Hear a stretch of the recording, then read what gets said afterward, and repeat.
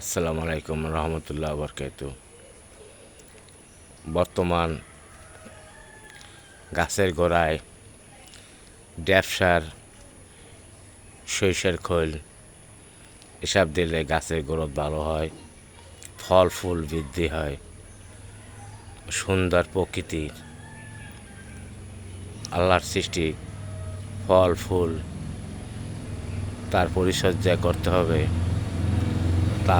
তাহলে অনেক ফল ফুল বৃদ্ধি হবে। সবাইকে অবিরাম ভালোবাসা,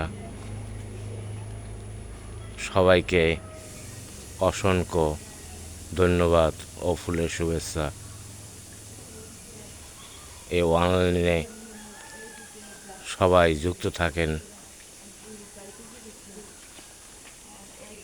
সবাই সবাইকে ভালোবাসা